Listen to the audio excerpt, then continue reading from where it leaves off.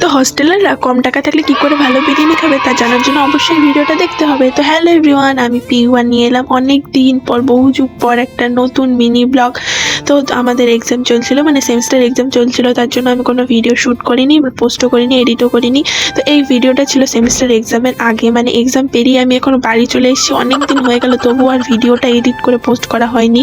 তো আজকে ভিডিওটা পোস্ট করছি। তো সেদিন ছিল স্যাটারডে, আর আমাদের বাইরে কিছু কাজ ছিল, আর কাজ আমরা যেহেতু হস্টেলে থাকি সেই জন্য বাইরে যেতে হয়েছিল। আর বাইরে গিয়ে প্রথমে কাজটা করে নিলাম, মানে আমার কিছু প্রিন্ট আউট করার ছিল, কিছু ছবি বের করার ছিল, তো সেইগুলো কাজগুলো করে নিলাম। আর জানো, বাইরে গেলেই কিছু খেতে ইচ্ছা করবেই, মানে কিছু না খেয়ে আসতেই ইচ্ছা করবে না। আর হস্টেলারে তা তো জানো, মানে এক খেতে খেতে মানে বিরক্তি এসে যায়, তখন বাইরে খেতে ইচ্ছা করে। তো আমাদের কাছে ছিল টাকা কম, আর টাকা কম থাকলে কি করে জানো তো বিরিয়ানি খেতে হয়, তা আমার কাছে শিখতে হবে।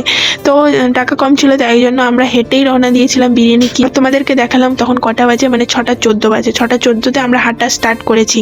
আর হাঁটার পথে দেখতে পেলাম ফুচকা, মানে টাকা নেই তবু ফুচকা খেতেই হবে। ফুচকা দেখলে কেউ কি লোভ সামলাতে পারো গাইস?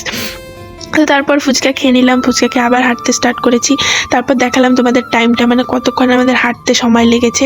তো এতক্ষণ হাঁটার পরে চলে এলাম আমাদের রেস্টুরেন্টে। মানে সত্যি বলতে একটা কথা বলি, যে সব সময় যে বড় দোকানের বিরিয়ানি ভালো হবে আর ছোট দোকানের বিরিয়ানি ভালো হবে না বা পরিষ্কার হবে না, এটা কিন্তু কখনোই নয়।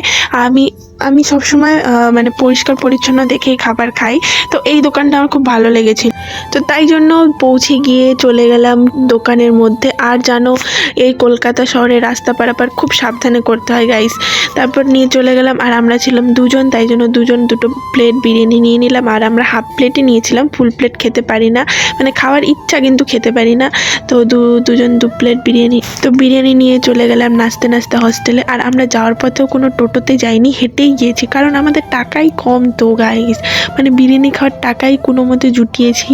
তো তাই জন্য আবার হেঁটে হেঁটেই চলে গেলাম হস্টেল। টাটা।